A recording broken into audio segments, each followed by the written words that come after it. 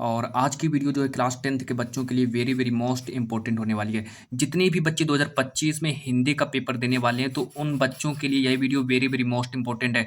भूल कर भी इस वीडियो को मिस मत करना है, क्योंकि स्टूडेंट अगर आप लोगों ने इस वीडियो को मिस कर दिया तो स्टूडेंट आप लोगों के 70 नंबर बिल्कुल हाथों से चले जाएंगे। तो इस वीडियो को बिल्कुल भी मिस मत करना, पूरा का पूरा वीडियो देखा करके चले जाना। मेरी गारंटी है स्टूडेंट आप लोगों के 70 नंबर इसी वीडियो से कंप्लीट हो जाएंगे। फिर आप लोगों को दोबारा कोई वीडियो देखने की कोई ज़रूरत नहीं है। 2025 के बच्चों के लिए यह video very very most important होने वाली है, क्योंकि आज हम इस वीडियो में उन प्रश्नों को लेकर के आए हैं जो कि 2025 बोर्ड परीक्षा में पूछे जाएंगे। आपका जो पेपर आएगा, आपके पेपर में सभी के सभी प्रश्न यही आएंगे जो मैं आप लोगों को बताने वाला हूँ। तो आप लोग इस वीडियो को पूरा का पूरा देखो। जितना मैं आप लोगों को आज की इस वीडियो में मैं आप लोगों को पढ़ा दूं, सिर्फ उतना ही पढ़कर चले जाओ और यही सब पूछा जाएगा जितना मैं आप लोगों को बता दूं। देखो, सबसे पहले हम बात करेंगे बहुविकल्पी प्रश्नों के बारे में। तो आप लोगों को पता नहीं होगा तो आप लोगों को पहले मैं विस्तार से समझा देता हूँ। देखो, आपके पेपर में जो 20 प्रश्न जो होंगे, 20 प्रश्न आपके पेपर में बहुविकल्पी प्रश्न पूछे जाएंगे।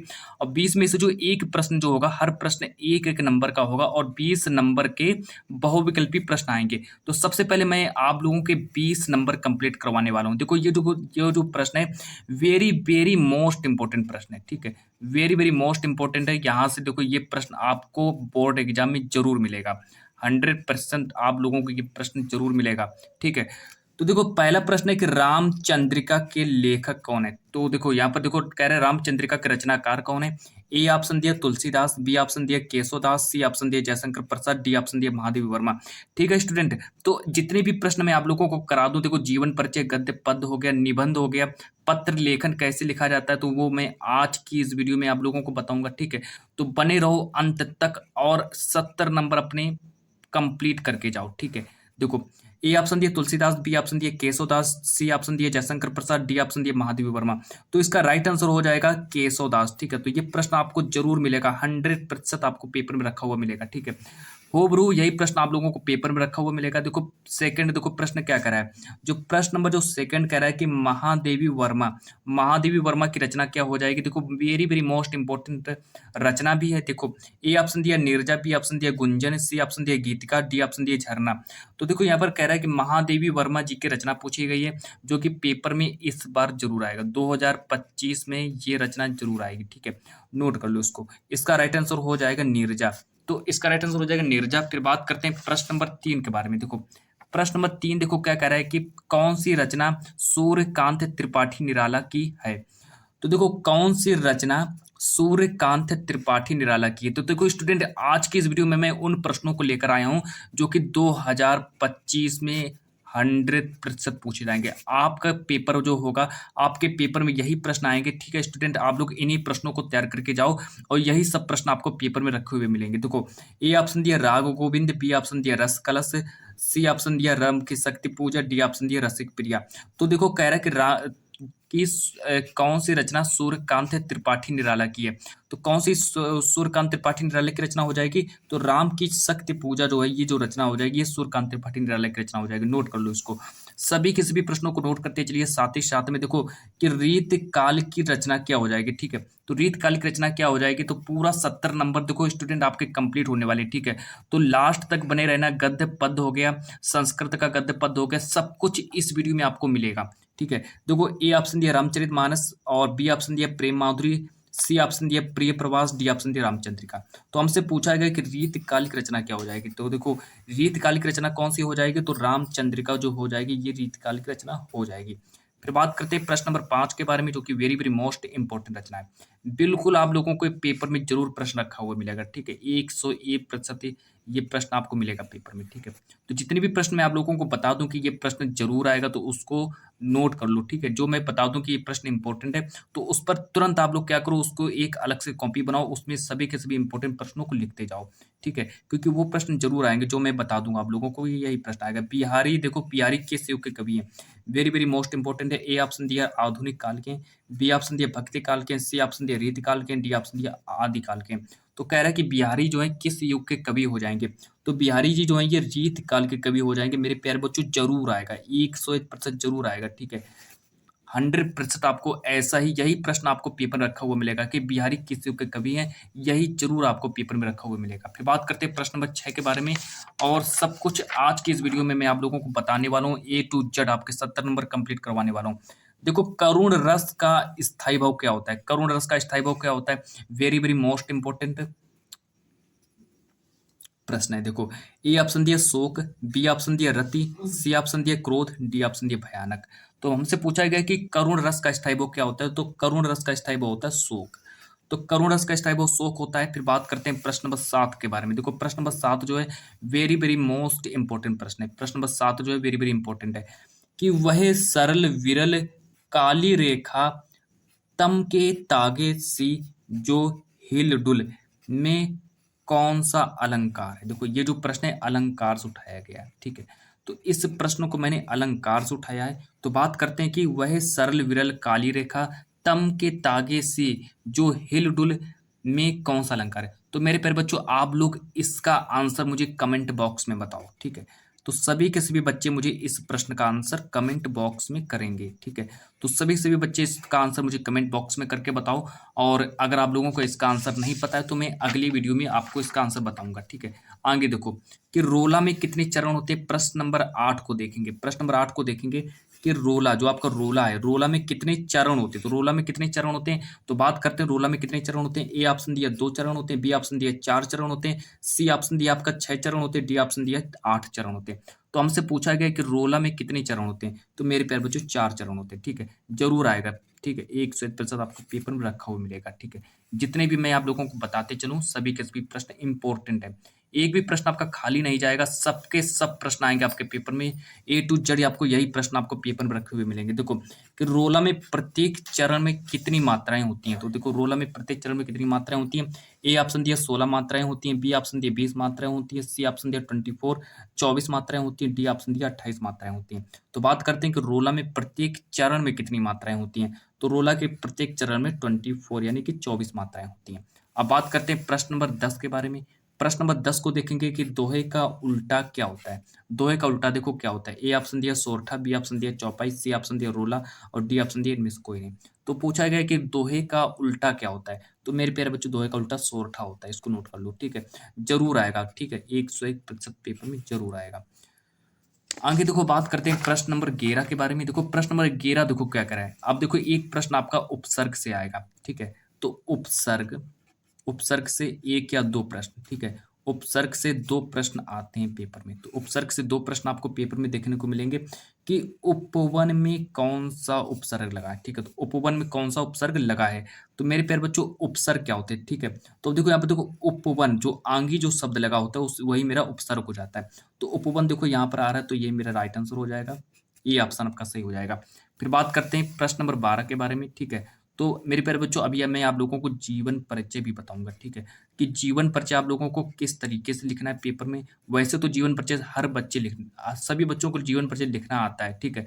तो हम आपको वो ट्रिक बताएंगे जिससे कि एग्जामिनर आपको 10 में से 10 के 10 नंबर दे दे, एक भी नंबर आपका ना काटे। तो इसीलिए स्टूडेंट आप लोगों को लास्ट तक इस वीडियो में बने रहना है।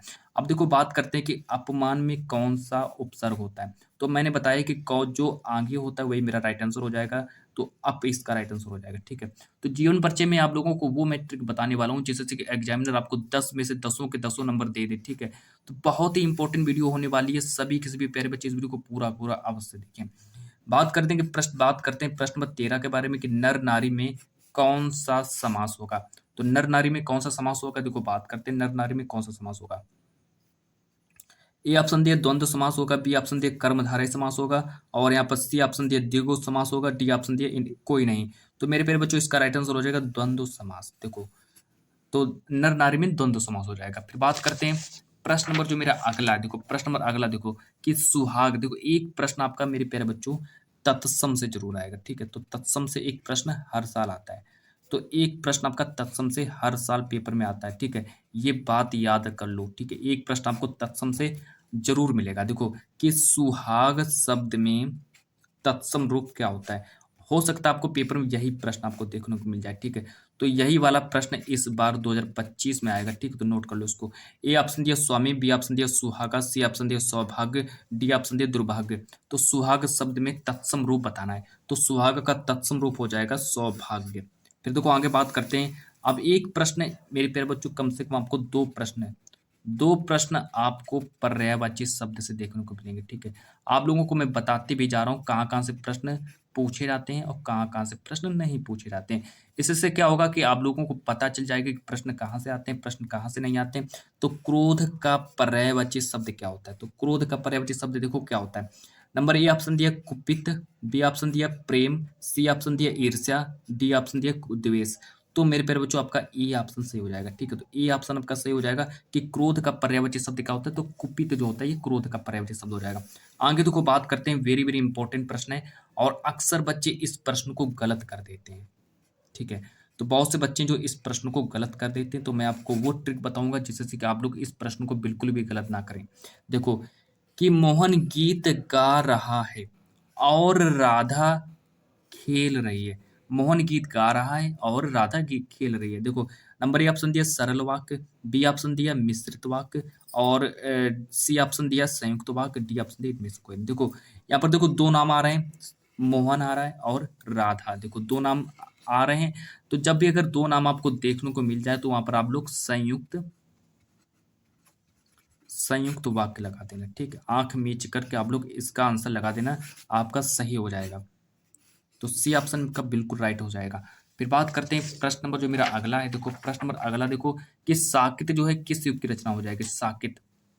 तो मेरे प्यारे बच्चों साकित जो है किस युग की रचना हो जाएगी, वेरी वेरी इंपॉर्टेंट प्रश्न है मेरे प्यारे बच्चों। हर साल देखो ये अब तक मेरे हिसाब से मेरे प्यारे बच्चों 10 से 15 बार ये वाला प्रश्न मेरे बच्चों पूछा जा चुका है बोर्ड में, ठीक है।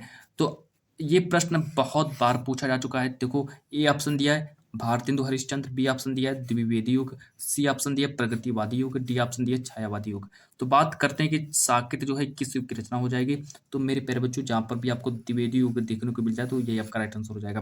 फिर बात करते हैं प्रश्न नंबर 18 के बारे में। तो प्रश्न नंबर 18 के बारे में बात करते हैं कि दोहावली, दोहावली के रचनाकार का नाम बताना है। तो दोहावली के रचनाकार का नाम बताना है। तो देखो मेरे प्यारे बच्चों अब देखो बात करते हैं कि दोहावली के रचनाकार क्या हो जाएंगे।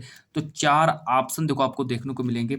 ए ऑप्शन दिया है आपका महादेवी वर्मा, बी ऑप्शन दिया आपका प्रेमचंद्र, सी ऑप्शन दिया सूरदास, डी ऑप्शन दिया है तुलसीदास। तो अब दोहावली के रचनाकार पूछे गए तो दोहावली के लेखक हो जाएंगे तुलसीदास जी, ठीक है। तो इसको याद रखेंगे। सूर सागर किसके द्वारा रचित है, तो सूर सागर के लेखक बताने या फिर कह सकते हैं सूर सागर जो है किसके द्वारा रचा गया है। तो सूर सागर जो है ये सूरदास के द्वारा रचा गया है। तो इसको तैयार करेंगे, ठीक है। तो वेरी वेरी इंपॉर्टेंट है। अब बात करते हैं देखो आगे। अब मैं आप लोगों को बताने वाला हूँ कि जीवन परिचय किस तरीके से लिखेंगे, ठीक है।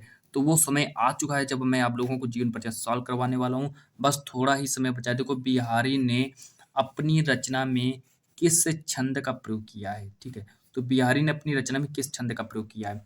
ए ऑप्शन दिया रोला, बी ऑप्शन दिया दोहा, सी ऑप्शन दिया चौपाई, डी ऑप्शन दिया मालिनी। तो मेरे पर बच्चों मैं प्रश्न नंबर जो 20 है, प्रश्न नंबर जो 20 है, ये प्रश्न मैं आप लोगों के लिए छोड़ रहा हूँ। आप लोग मुझे इस प्रश्न का आंसर कमेंट बॉक्स में करके बताएं। अब देखो मैं आप लोगों को वो ट्रिक बताऊंगा कि आप लोग पेपर में जीवन परिचय कैसे लिखें, ठीक है। तो पेपर में आप लोग को जीवन परिचय किस तरीके से लिखना है ताकि एग्जामिनर जो है आप लोगों को ए टू जेड यानी कि मेरे पर बच्चों एग्जामिनर जो आप लोगों का एक भी नंबर ना काटे और एग्जामिनर आप लोगों को 10 में से 10 के 10 नंबर दे दे। तो मेरे बच्चों आप लोग सबसे पहले आप लोग ट्रिक समझ लो कि जीवन परिचय लिखने की ट्रिक देखो, पहले जीवन परिचय लिखने की ट्रिक, ठीक है। तो उस ट्रिक को अगर आप लोग समझ गए तो समझ गए, क्योंकि मेरे पर बच्चों मेरा टारगेट है आप लोगों का 10 में से 10 के 10 नंबर दिलाने का, ठीक है।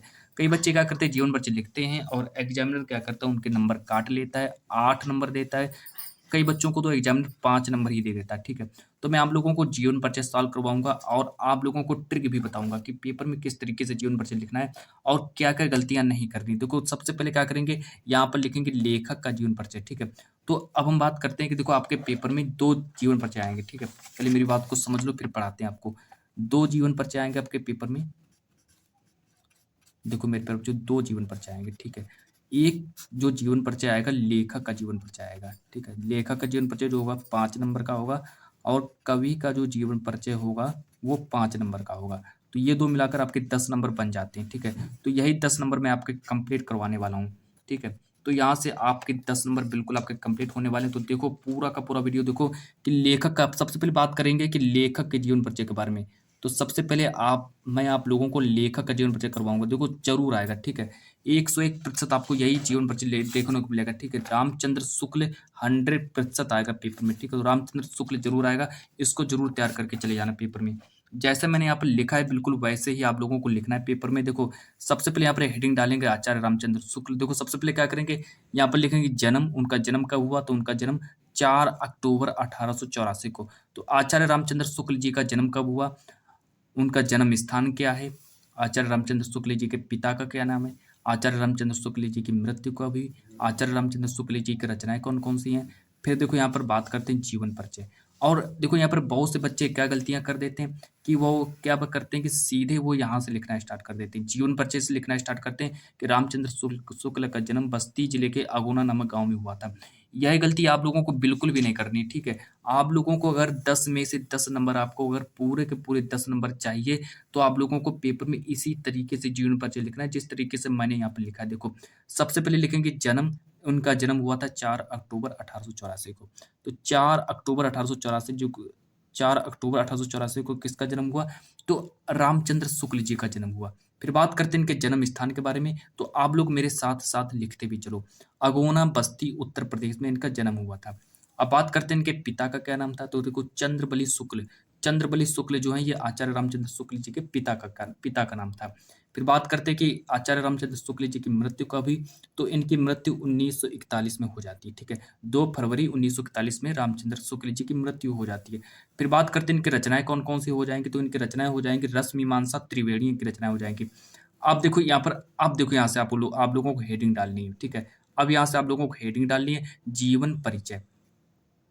जीवन परिचय लिखने के बाद रामचंद्र शुक्ल का जन्म बस्ती जिले के अगोना नामक गांव में 4 अक्टूबर 1884 को हुआ, ठीक है। इतना लिखने के बाद फिर आप लोगों को आगे लिखना है कि रामचंद्र शुक्ल 4 वर्ष की आयु में अपने पिता के साथ राठ जिला हमीरपुर चले गए, ठीक है। जो हमीरपुर जो पड़ता है वहीं पर ये अपने पिताजी के साथ चले गए, है ना। तो अब देखो जब ये अपने पिताजी के साथ चले गए तो और आगे देखो वहां पर क्या हुआ, और वहीं पर हमीरपुर में रामचंद्र शुक्ल ने शिक्षा प्राप्त की। अब यहाँ पर देखो क्या होता है कि जो रामचंद्र शुक्ल का जन्म कहाँ हुआ था, तो रामचंद्र शुक्ल जी का जन्म बस्ती जिले के अगोना नामक गांव में हुआ था। अच्छा कब हुआ था, तो 4 अक्टूबर। अब देखो ये जो लिखा है, देखो 4 अक्टूबर जो लिखा है, आप लोगों को क्या करना है कि इसको इसको आप लोगों को ब्लैक पेन से लिखना है, ठीक है। अगर आप लोगों को 10 में से 10 नंबर चाहिए तो इसको आप लोगों को ब्लैक पेन से लिखना है, काली पेन से लिखना है, तभी एग्जामिनर आप लोगों को 10 में से 10 नंबर देगा। अगर आप लोग इसको ब्लैक पेन से नहीं लिखेंगे तो एग्जामिनर आपके नंबर काट भी सकता है, ठीक है। तो पूरा का पूरा मैं आप लोगों को वो ट्रिक बताने वाला हूँ ताकि एग्जामिनर आप लोगों को खुश होकर के, ठीक है, प्रसन्न होकर आपको पूरे के पूरे नंबर दे दे। अब देखो यहाँ से हेडिंग डालेंगे कि रामचंद्र शुक्ल ने 1921 में रामचंद्र शुक्ल ने 1921 में मिशन स्कूल, जो आपका मिशन स्कूल है, मिशन स्कूल से कौन सी परीक्षा उत्तीर्ण की, तो मिशन स्कूल से फाइनल की परीक्षा उत्तीर्ण की। और प्रयाग के कायस्थ पाठशाला, तो स्कूल का कॉलेज का नाम क्या है, प्रायस्थ पाठशाला। तो यहाँ से देखो प्रायस्थ पाठशाला इंटर कॉलेज में अपना नाम लिखा है। तो रामचंद्र शुक्ल जी ने प्रयाग के कायस्थ पाठशाला इंटर कॉलेज में अपना नाम लिखाया। पर क्या हुआ, देखो पर आगे क्या होता है कि गणित जो है, रामचंद्र शुक्ल जी का गणित में कमजोर होने के कारण इंटर की परीक्षा नहीं दे पाए। अब जब इनका गणित में कमजोर हुआ, इनकी गणित जो थी बहुत ही कमजोर थी, तो अपनी गणित में कमजोर होने के कारण इन्होंने इंटर की परीक्षा नहीं दे सके। फिर देखो आगे बात करते हैं कि बाद में हिंदी शब्द सागर, जो आपका हिंदी शब्द सागर है, हिंदी शब्द सागर के लिए काशी आ गए। अब जब इन्होंने देखो इंटर की परीक्षा नहीं दी और साथ ही साथ में इंटर की परीक्षा नहीं दे पाए, तो उसके बाद क्या हुआ कि ये बाद में हिंदी शब्द सागर के लिए काशी आ गए। फिर देखो कुछ ही दिनों बाद देखो क्या होता है कि कुछ ही दिनों तक रामचंद्र शुक्ल जी ने जो इनकी पत्रिका है काशी प्रचारणी सभा, कुछ समय तक इन्होंने काशी नागरिक प्रचारणी सभा पत्रिका का संपादन भी किया। फिर देखो आगे क्या होता है कि श्वास का दौरा पड़ने के कारण 2 फरवरी 1941 को इनकी मृत्यु हो जाती है। इनकी रचनाएं देखो लो क्या क्या होती हैं, तो रस मीमांसा त्रिवेणी। देखो अब देखो मेरे प्यारे बच्चों, आपका पूरा का पूरा जीवन परिचय जो है रामचंद्र शुक्ल जी का जीवन परिचय आपका कंप्लीट हुआ, ठीक है? तो जिस जौन सी ट्रिक मैंने आपको बताई बिल्कुल इसी तरीके से आप लोगों को जीवन परिचय लिखना है। बिल्कुल आप लोग अगर ऐसे ही जीवन परिचय लिखेंगे तो आपको 10 नंबर मिल जाएँगे, ठीक है? अब बात करते हैं कि कवि का जीवन परिचय कैसे लिखें, ठीक है? तो कवि का जीवन परिचय कैसे लिखें ताकि आप लोगों को कवि में से 5 के 5 नंबर मिल जाएँ। तो हम बात करेंगे तुलसीदास जी के बारे में और तुलसीदास जी का जीवन परिचय लेकर आए हैं। तो देखो सबसे पहले बात करते हैं तुलसीदास जी के जीवन परिचय के बारे में। बिल्कुल ऐसे ही लिखना है जिस तरीके से मैंने यहाँ पर देखो लिखा है, तो यहाँ सबसे पहले ऊपर डालेंगे कवि का जीवन परिचय।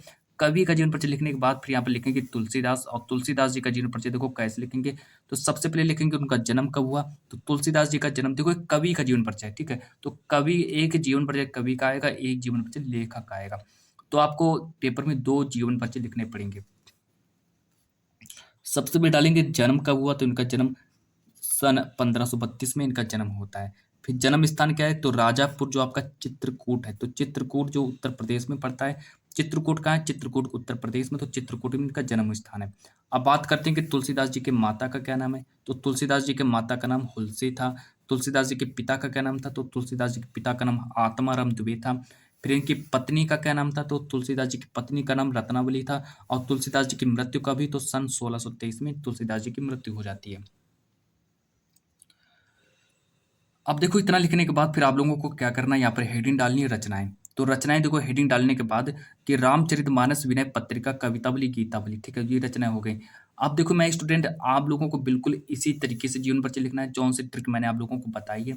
अगर आप लोग इस नियम को फॉलो करते तो स्टूडेंट आप लोग आसानी से 70 में से 68 यानी कि 68 नंबर आप लोग आसानी से अचीव कर सकते हो। यदि आप लोग इस पूरे की पूरी वीडियो को पूरा देख लेते हैं और जो मैंने आप लोगों को ट्रिक बताई है, इस ट्रिक को फॉलो करके स्टूडेंट आप लोग अपने 70 में 70 नंबर कंप्लीट कर सकते हो, ठीक है। तो अब देखो यहाँ से बात करते हैं, फिर आपको यहाँ पर लिखना होगा जीवन परिचय। जीवन परिचय में देखो कैसे लिखना है कि तुलसीदास जी का जन्म चित्रकूट जिले के राजापुर नामक गांव में सन 1532 में हुआ था। तो सन 1532 ईस्वी में तुलसीदास जी का जीवन जो वो होता है, इनका जन्म हो जाता है। अब देखो बात करते हैं कि अभुक्त मूल नक्षत्र में जन्म होने के कारण, जो अभुक्त मूल नक्षत्र जो होता है, अभुक्त मूल नक्षत्र में जन्म होने के कारण इनके माता पिता ने इन्हें त्याग दिया था। वैसे जब अभुक्त मूल नक्षत्र में जब इनका जन्म हुआ तो उसी के कारण इनके माता पिता ने इनको त्याग दिया था। अब देखो आगे बात करते हैं, देखो आगे क्या होता है कि जब इनको त्याग दिया, इनके माता पिता ने इनको त्याग दिया था, तो आगे देखो क्या होता है कि तुलसीदास के पिता का नाम आत्माराम दुबे था और माता का नाम हुलसी था, ठीक है। इतना लिखने के बाद अब फिर आगे लिखेंगे जब इनके माता पिता ने इनको त्याग दिया, तो आगे देखो क्या होता है कि स्वामी नरहरिदास, स्वामी नरहरिदास का नाम आप लोगों ने सुना होगा। तो स्वामी नरहरिदास ने तुलसीदास का पालन पोषण किया था। जब इनको देखो यानी कि जब इनके माता पिता ने इनको त्याग दिया, छोड़ दिया था, तो इनका पालन पोषण किसने किया, तो नरहरिदास ने इनका तुलसीदास जी का पालन पोषण किया। तो तुलसीदास का विवाह जो है रत्नावली से हुआ था, तो इनके पत्नी का नाम रत्नावली था। फिर देखो आगे बात करते हैं कि इनका जीवन काशी, अयोध्या और चित्रकूट में बीता। फिर इनकी मृत्यु जो है 1623 में इनकी मृत्यु हो जाती है। अब यहाँ से डालेंगे रचनाएं और दोहावली, गीतावली, विनय पत्रिका, ठीक है। अब आप लोगों को यहाँ से समझना है कि अब देखो आगे बात करते हैं पत्र लेखन के बारे में, ठीक है। अब देखो पत्र लेखन के बारे में बात करते हैं। कई बच्चे कमेंट में करके बताते हैं कि सर मुझे पत्र लेखन समझा दीजिए, पत्र लेखन किस तरीके से लिखा जाए पेपर में। तो पत्र लेखन जो आपके पेपर में 4 नंबर का पत्र लेखन भी आएगा, ठीक है। तो 4 नंबर का पत्र लेखन आएगा। तो 4 नंबर में आप लोगों को ऐसी ट्रिक बताऊंगा क्या, ताकि एग्जामिनर खुश होकर आपके 4 में से चारों नंबर दे दे, ठीक है। तो वो ट्रिक मैं आप लोगों को बताऊंगा जिससे आप लोगों का 4 में से 4 नंबर पक्का हो जाए, ठीक है। चलो सबसे पहले देखो ये वाला देखो पत्र लेखन जो है आपके पेपर में आएगा, जरूर लिख कर रख लो, यही आएगा, ठीक है। पत्र लेखन आपका यही आएगा और कितने नंबर का आएगा, 4 नंबर का पत्र लेखन आएगा। तो मैं आप लोगों को जो मैं आप लोगों को पत्र लेखन सॉल्व करवा दूं, वही पत्र लेखन आप लोग याद करके चले जाइए, पेपर में जरूर मिलेगा, ठीक है। देखो शहर की सफाई हेतु अपने शहर के मुख्य नगर अधिकारी को पत्र लिखिए। अगर आपके शहर में अगर आपके ज़्यादा से ज़्यादा गंदगी है और आपको अपने शहर की सफाई करवाना है, तो उसके लिए आप लोगों को क्या करना है कि जो आपके अधिकारी हैं, नगर के अधिकारी हैं, मुख्य नगर अधिकारी हैं, उनको अधिकारी को एक पत्र लिखना है। देखो ज़रूर आएगा, ठीक है। क्योंकि आपका जो पेपर है, आपका जो किताब है, उसमें ज़्यादा से ज़्यादा पत्र लेखन नहीं दिए गए हैं। मिनिमम 2 से 3 पत्र लेखन दिए गए हैं, जिसमें से यही इम्पोर्टेंट है और यही आता है पेपर में। तो देखो सबसे पहले क्या करना है आप लोगों को, यहाँ पर लिखना है सेवा में। देखो सेवा में लिखने के बाद क्या करना है कि मुख्य नगर अधिकारी, नगर निगम प्रयागराज उत्तर प्रदेश। अगर आप लोग प्रयागराज से तो आप लोग अपना प्रयागराज लिखें, क्योंकि हालांकि मैं तो अभी प्रयागराज से हूँ और मैं प्रयागराज में रहता हूँ, ठीक है। तो मैं वैसे ही ट्रिक आपको बता रहा हूँ, क्योंकि मैं प्रयागराज में रहता हूँ तो मैंने अपने अपने ज़िले का नाम लिखा है। आप लोग अपने अपने अपने ज़िले का नाम लिख सकते हैं, ठीक है। आप लोग अगर कहीं से हो तो वहाँ से आप लोग लिख सकते हैं, ठीक है। अब देखो आगे, महोदय निवेदन है कि आजकल प्रयागराज नगर की सड़कों की सफाई अच्छी नहीं है। आप लोग अगर प्रयागराज से तो आप लोग प्रयागराज से लिखें, कानपुर से हैं तो कानपुर लिखें, कहीं से हो तो आप लोग वहीं से लिख सकते हैं, या फिर आप लोग प्रयागराज नगर भी कर सकते हैं, ठीक है। आगे देखो, प्रयागराज की सड़कों की सफाई अच्छी नहीं है। नगर की सड़कों पर सभी जगह गंदगी फैली हुई है। नदियों में गंदा पानी सड़ रहा है, जिसमें गंदगी के कारण मच्छर पैदा हो रहे हैं। तो देखो इतना आप लोगों को बना बना कर लिखना है, यहाँ पर महोदय लिखना है और इतना आप लोगों को बना बना कर लिखना है, क्योंकि 4 नंबर की बात है और 4 नंबर में आप लोगों को हैंड राइटिंग भी अपनी थोड़ा अच्छी कर लेनी है, क्योंकि आप लोगों को हैंड राइटिंग का अलग से नंबर दिया जाता है। देखो, नगर के सभी लोग वहाँ सामान खरीदने आते हैं। जो आपका देखो, नदियों में गंदा पानी सड़ रहा है, जिसमें गंदगी के कारण मच्छर पैदा हो रहे हैं। नगर के सभी लोग वहाँ सामान खरीदने आते हैं। जहाँ पर ज़्यादा से ज़्यादा गंदगी है, जहाँ पर मच्छर पैदा हो रहे हैं, तो वहीं पर देखो कि सब्जी की दुकानें हैं, जिसमें से लोग क्या करते हैं, वहाँ पर सब्जियाँ भी खरीदने आते हैं, या फिर कह सकते हैं सामान खरीदने आते हैं। नालियों और सड़कों की गंदगी सामान खरीदने वाले लोगों पर बुरा असर डालती है, ठीक है। देखो, जो अब देखो कई बच्चे जो हैं या फिर कई लोग जो हैं, जो वहाँ पर सब्जी खरीदने आते हैं, तो सब्जी खरीदने जैसे ही आते हैं तो वहाँ पर गंदगी जो है उन पर बुरा असर डालती है। तो ठीक है, इतना लिखने के बाद देखो, वे इस गंदगी को देखकर दोबारा सामान खरीदने नहीं आते हैं। तो इतना कंप्लीट होने के बाद फिर आप लोगों को क्या करना है कि इससे दुकानदारों के ऊपर बुरा असर पड़ रहा है। अतः आपसे निवेदन है कि नगर की नालियां और सड़कों पर ध्यान दें। अपने कर्मचारियों को यहाँ सफाई बनाए रखने का आदेश दें, ताकि यहाँ के निवासियों के जीवन बीमारियों से दूर रहे। ये आपका पत्र लेखन भी समाप्त हुआ, पूरा का पूरा पत्र लेखन आपका कंप्लीट हो चुका है, पूरा पूर्ण रूप से कंप्लीट हो चुका है। अब देखो बात करते हैं, अब आगे बात करते हैं कि पत्र लेखन। देखो यहाँ पर आपका दिनांक डाल देना है, जो तारीख है, भवदी मतलब अपना नाम डाल देना है, या फिर जो आपके भवदी हो उनका नाम डाल देना है, ठीक है। या फिर आप लोग XYZ भी करके कुछ भी कर सकते हैं।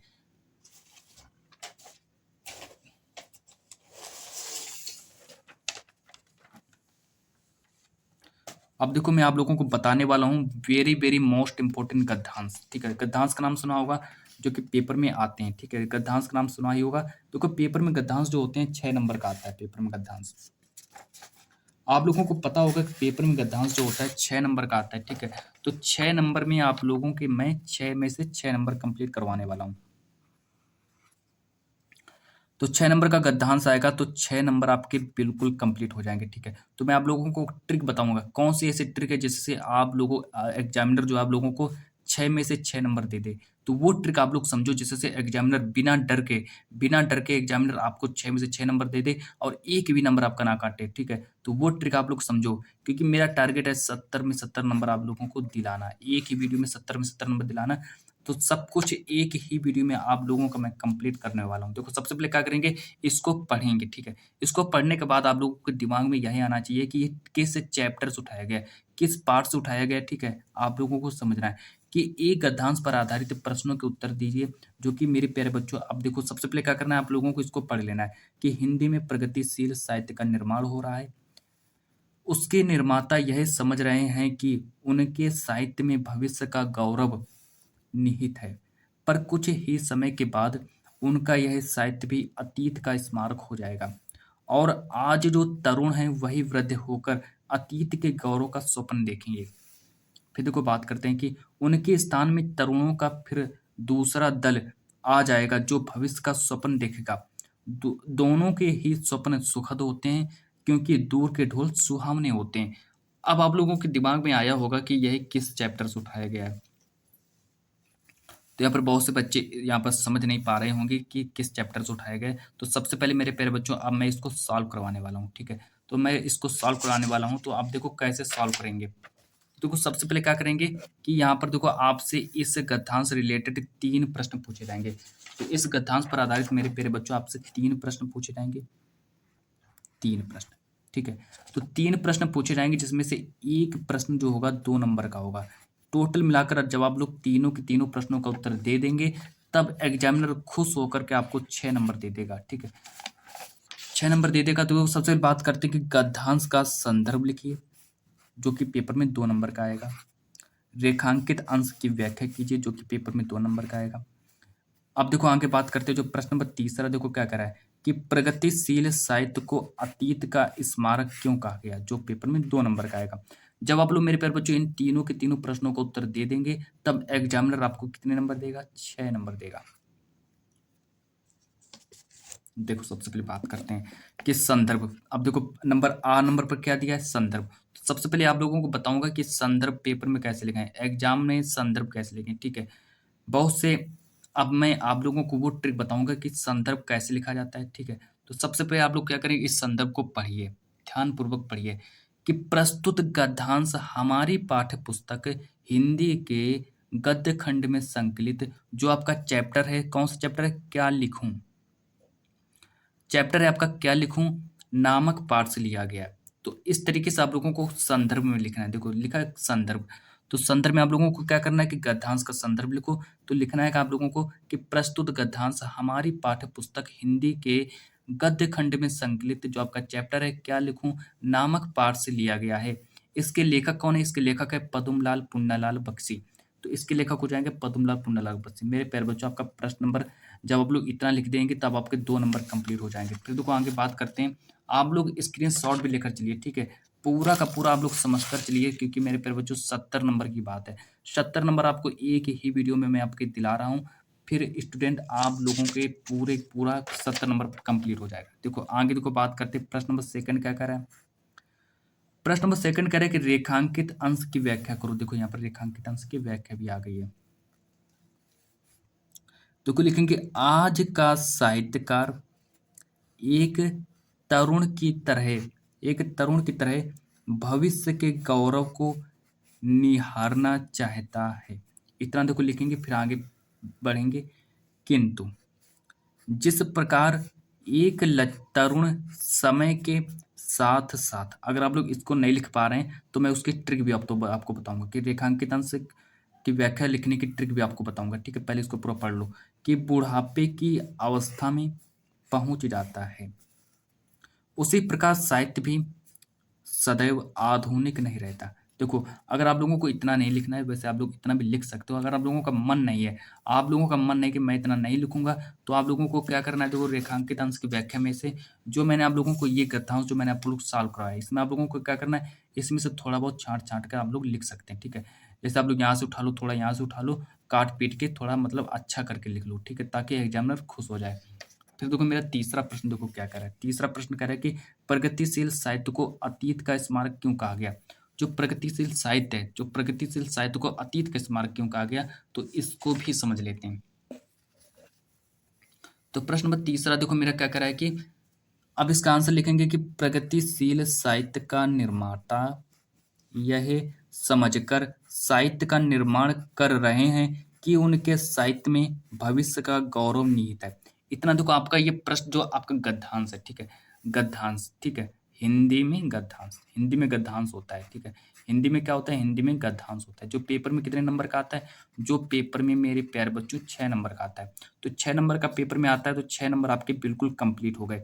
यही वाला गद्यांश मेरे प्यारे बच्चों आपके पेपर में आएगा। ठीक है, आप लोग यही वाला गद्यांश याद करके चले जाओ और यही गद्यांश आपको पेपर में मिलेगा। देखो फिर आगे बात करते हैं, एक पद्यांश आएगा। ठीक है, तो एक पद्यांश आएगा। पद्यांश कितने नंबर का आता है मेरे प्यारे बच्चों, पद्यांश जो है आपके पेपर में 6 नंबर का देखने को मिलेगा। तो देखो पद्यांश जो आपके पेपर में 6 नंबर का पद्यांश भी आपको देखने को मिलेगा। ठीक है, सबसे पहले पद्यांश को पढ़ेंगे और अपने मन में यह ख्याल रखेंगे कि किस तरीके से, कहाँ से, किस चैप्टर से लिया गया है, तो तभी आप लोग इसका आंसर देख सकते हो। देखो कि एक पद्यांश पर आधारित सभी प्रश्नों के उत्तर दीजिए जो कि पेपर में 6 नंबर का आएगा और यही वाला आएगा पेपर में। ठीक है, देखो आगे बात करते हैं। अगर धीरे चलो वह तुम्हें छू लेगी, दौड़ो तो छूट जाएगी नदी, अगर ले लो साथ वह चलती चली जाएगी कहीं, यहाँ तक कि कबाड़ी की दुकान तक भी छोड़ दो तो वह अंधेरे में करोड़ों तारों की आंखें बचाकर वह चुपके से रच लेगी। एक समूची दुनिया एक छोटे से घोंघे में। अब देखो आप लोगों को समझ में आ चुका है, जितने भी बच्चे यहाँ पर, अभी तो आप लोगों की तैयारी बेहतर नहीं चल रही होगी, आपकी तैयारी भी अच्छी नहीं चल रही होगी, ठीक है। लेकिन फिर भी मैं आप लोगों को बता दूँ कि कई बच्चों को याद भी आ चुका होगा कि किस तरीके से कहाँ से लिया गया है। तो मेरे प्यारे बच्चों, अगर आप लोगों को समझ में नहीं आ रहा है तो टेंशन मत लो, मैं इसको सॉल्व भी करवाने वाला हूँ। ठीक है, तो इसको देखो कैसे सॉल्व करेंगे। तो सबसे पहले देखो आपको इस प्रश्न, ये जो पद्यांश है, इस पद्यांश पर आधारित मेरे प्यारे बच्चों आपसे 3 प्रश्न पूछे जाएँगे, ठीक है।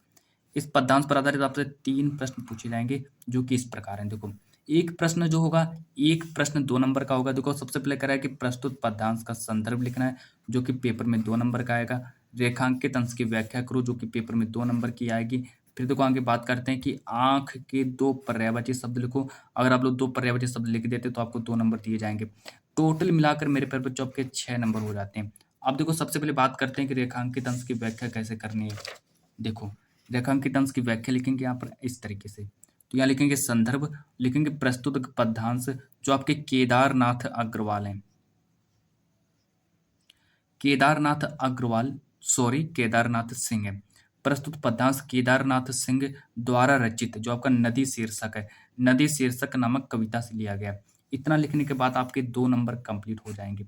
फिर देखो मेरा दूसरा प्रश्न देखो क्या कर रहा है कि रेखांकित अंश की व्याख्या करो। तो रेखांकित अंश की देखो व्याख्या कैसे करनी, तो इसको भी समझो। तो रेखांकित अंश की व्याख्या देखो कैसे करनी है। तो सबसे पहले हेडिंग डालेंगे रेखांकित अंश की व्याख्या, और रेखांकित अंश की व्याख्या में आप लोग लिखना स्टार्ट करेंगे। तो सबसे पहले देखो कैसे लिखेंगे रेखांकित अंश की व्याख्या में, तो इसको भी आप लोग समझ लो मेरे प्यारे बच्चों। देखो इसको भी समझो। देखो कि प्रस्तुत अंश में केदारनाथ सिंह का कहना है कि नदी एक स्वाभाविक गति है ना। तो इतना आप लोग लिखने के बाद देखो क्या करना है कि प्रस्तुत अंश में केदारनाथ सिंह का कहना है कि नदी एक स्वाभाविक गति है, दिशा है, ठीक है। यदि तुम धीरे धीरे उसके साथ यात्रा करोगे तो नदी तुम्हें छू लेगी। और आगे देखो, यदि तुम उसे भूलकर किसी दिशा में दौड़ोगे तो वह तुम्हारा साथ नहीं दे पाएगी, तुमसे दूर हो जाएगी। कहने का मतलब है कि यदि अगर आप लोग नदी के साथ साथ चलोगे तो नदी तुमको छू लेगी, और यदि तुम अगर नदी की दिशा को भूल करके यदि अगर आप लोग दूसरी दिशा में जाएंगे तो नदी तुम्हारा साथ छोड़ देगी, ठीक है। तो यहाँ पर इसका कहने का मतलब है। तो और आगे बात करते हैं मेरे प्यारे बच्चों। अब देखो यहाँ से बात करेंगे कि आपके पेपर में संस्कृत है, ठीक है। तो संस्कृत से देखो क्या क्या पूछा जाएगा। तो आपसे अब हम बात करने वाले हैं कि संस्कृत के बारे में बात करेंगे, ठीक है। तो संस्कृत में देखो आपसे एक गद्यांश पूछा जाएगा संस्कृत का, ठीक है। तो आपसे एक गद्यांश पूछा जाएगा, साथ ही साथ में एक आपसे पद्यांश भी पूछा जाएगा। तो मेरी बात को गौर से समझो, क्योंकि यहाँ से आप लोगों के मैं 70 नंबर कंप्लीट करवाने वाला हूँ, ठीक है। और फिर बात करते हैं कि आपके पेपर में फिर देखो प्रश्न उत्तर भी पूछे जाएंगे। प्रश्न उत्तर पूछे जाएंगे 4 नंबर के, ठीक है। तो 5 नंबर ये हो गए, 5 नंबर ये हो गए, 4 नंबर ये हो गए, यानी कि आपका टोटल स्कोर पहुंचा 14। तो 14 नंबर अपनी ये जल्दी कंप्लीट करो। और फिर मैं आप लोगों को बताऊंगा निबंध, ठीक है। निबंध आप लोगों को कौन कौन से निबंध तैयार करके जाने हैं पेपर में, ताकि आप एग्जामिनर आपको 7 में से 7 नंबर दे देगी, ठीक है। तो ज़्यादा, तो पूरी की पूरी वीडियो इंपॉर्टेंट होने वाली है। देखो सबसे पहले क्या करेंगे, उसको पढ़ेंगे, जो कि मैंने संस्कृत से उठाया है कि इयम नगरी विविध धर्माणाम संगम स्थली।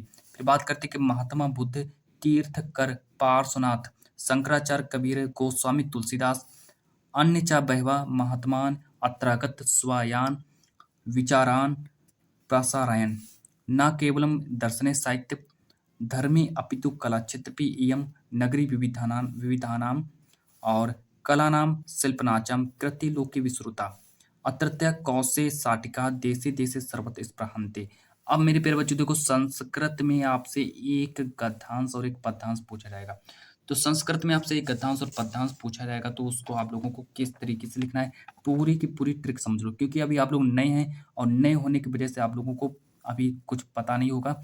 तो मैं इसीलिए आप लोगों को बिल्कुल आराम से बता रहा हूँ, ठीक है, ताकि आप लोग कोई भी गलती ना करें और आप लोग पूरा का पूरा लिख दें। तो देखो सबसे पहले क्या करना है आप लोगों से, देखो संस्कृत में देखो संदर्भ लिखना है।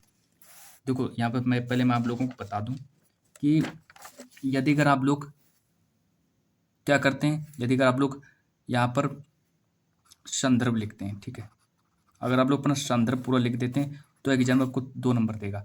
अगर आप लोग उसका हिंदी में अनुवाद कर देते हैं तो आपको 3 नंबर मिलेंगे। तो टोटल मिलाकर आपके 5 नंबर हो जाएँगे, ठीक है? तो 5 नंबर अपनी जल्दी पक्के करो, यही आएगा पेपर में, ठीक है?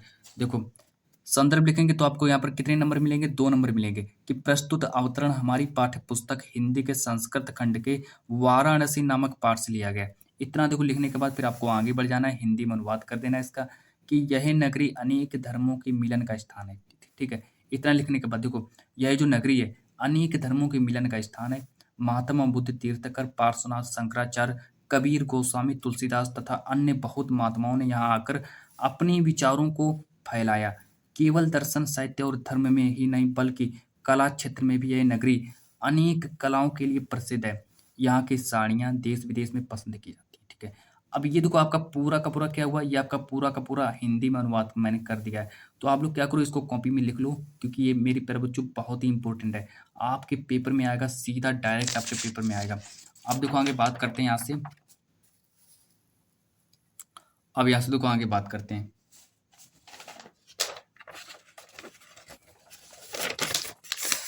अब देखो आपके पेपर में एक पद्यांश आएगा, पद्यांश, ठीक है? पद्यांश आप लोग समझते होंगे, आपके पेपर में एक पद्यांश भी आएगा जो कि 5 नंबर का पद्यांश पूछा जाएगा, ठीक है? तो 5 नंबर का पद्यांश आएगा जिसमें से आप लोगों को क्या करना, अगर आप लोग पद्यांश का संदर्भ लिख देते हैं, पद्यांश का संदर्भ लिखने के बाद आपको 2 नंबर मिलेंगे। यदि आप लोग पद्यांश का हिंदी में अनुवाद कर देते हैं, तो मेरे प्यारे बच्चों आपको 3 नंबर दिए जाएँगे। पूरा टोटल मिलाकर आपका 5 नंबर हो गया। तो 5 नंबर मैं आप लोगों के पद्यांश में सॉल्व करवाने वाला हूँ। देखो सबसे पहले क्या करेंगे कि किं न हित्वा प्रियो भवति किंतु हित्वा न शोचति, किं नु हित्वार्थवान भवति किन्नु हित्वा सुखी भवेति। ये आपका पद्यांश हो गया। तो पूरा का पूरा यही पद्यांश आपको पेपर में रखा हुआ मिलेगा और सिर्फ आपको क्या करना है, इसको पूरा का पूरा याद कर लेना है और पेपर देने जाएँगे तो आपको यही वाला पद्यांश आपको पेपर में मिलेगा। देखो सबसे पहले क्या करेंगे, पद्यांश का उसका संदर्भ लिखना है। देखो संदर्भ कैसे लिखेंगे कि प्रस्तुत श्लोक हमारी पाठ्य पुस्तक हिंदी के संस्कृत खंड के जीवन सूत्राणि नामक पाठ से लिया गया है। इतना लिखने के बाद फिर आपको आगे बढ़ जाना है। आगे बढ़ने के बाद फिर उसका आप लोगों को हिंदी में अनुवाद करना है कि मनुष्य किसको छोड़कर प्रिय होता है, ठीक है? अब देखो यहाँ पर हिंदी में अनुवाद करना है कि मनुष्य किसको छोड़कर प्रिय होता है, मनुष्य किसको छोड़कर शोक नहीं करता है, मनुष्य किसको छोड़कर धनवान हो जाता है और मनुष्य किसको छोड़कर सुखी हो जाता है। ये देखो आपका हिंदी में अनुवाद हो गया। अब हम और आगे बात करते हैं, ठीक है? अब देखो संस्कृत में बात करते हैं, संस्कृत का प्रश्न उत्तर। तो प्रश्न उत्तर के बारे में बात करेंगे जो कि मेरे प्यारे बच्चों आपसे 2 प्रश्न पूछे जाएँगे और 2 प्रश्न में से आप लोगों को दोनों के दोनों प्रश्नों का उत्तर देना है, जो कि एक प्रश्न जो होगा 2 नंबर का आएगा, मतलब 4 नंबर का प्रश्न उत्तर आएगा। तो सबसे पहले बात करते हैं, पहला प्रश्न नोट करो कि वाराणसी कस्या नग्गा कूले स्थिता, वाराणसी किस नदी के किनारे स्थित है? प्रश्न नंबर 1 है, इसका आंसर लिखेंगे कि वाराणसी गंगाया कूले स्थिता। प्रश्न नंबर 2 के बारे में बात करेंगे कि वाराणसी किमर्थम प्रसिद्ध है? वाराणसी किस लिए प्रसिद्ध है? तो देखो वाराणसी विद्या, दर्शन, साहित्य, धर्म, कला, शिल्पार्थ प्रसिद्धा, ठीक है? तो वाराणसी विद्या, दर्शन, साहित्य, धर्म, कला, शिल्पार्थ प्रसिद्धा। फिर आगे बात करते हैं कि दुर्मुख का आसित, यानी कि दुर्मुख कौन था? दुर्मुख एक चांडाल था, ठीक है? तो इतना लिख देंगे। फिर बात करते हैं प्रश्न नंबर 4 के बारे में। यही प्रश्न आपको पेपर में मिलेंगे, यहीं से आपको 2 प्रश्न मिल जाएंगे, ठीक है? देखो भारतीय संस्कृतौ का विशेषा गुण, कि भारतीय संस्कृतौ सर्वेषां गतानां समभाव इति विशेष गुण अस्ति। फिर देखो बात करते हैं प्रश्न नंबर 5 के बारे में। प्रश्न नंबर 5 को देखेंगे कि वीर केन पूज्यते, तो वीर वीरेण पूज्यते, ये आपका आंसर हो जाएगा। फिर आगे बात करते हैं प्रश्न नंबर 6 के बारे में कि दानम कस्य मित्रम भवति, तो मेरे प्यारे बच्चों दानम मरिष्यथा मित्रम भवति। फिर आगे बात करते हैं कि प्रश्न नंबर 7 के बारे में कि पुरुराज का आसित, तो पुरुराज एक यवन राज भारत वीर असित, ठीक है? तो अब देखो यहाँ से आपका पूरा का पूरा ये प्रश्न उत्तर आपके कंप्लीट हो चुके हैं। अब हम आप लोगों को बताने वाले हैं निबंध के बारे में, ठीक है? तो अब देखो निबंध समझो। तो निबंध आप लोगों को कौन कौन से निबंध आपको तैयार करके जाने पेपर देने, तो मैं आप लोगों को 2 निबंध बताऊंगा, ठीक है? 2 निबंध आप लोग तैयार कर लो, 2 में से आपको 1 निबंध आपको पेपर में मिल जाएगा। तो पहला निबंध है आपका, देखो विज्ञान, विज्ञान वरदान, विज्ञान वरदान या अभिशाप, ठीक है? ये वाला देखो आप लोग तैयार करके चले जाओ पेपर देने, यही वाला आएगा, ठीक है? और अगर देखो मेरे प्यारे बच्चों इसके बाद आप लोग एक और लिख लो, आप लोग एक और तैयार कर लो, बेरोजगारी की समस्या, ठीक है? इसको भी तैयार करके चले जाओ, बेरोजगारी की समस्या, बेरोज़गारी की समस्या, इसको भी तैयार करके चले जाओ, ठीक है?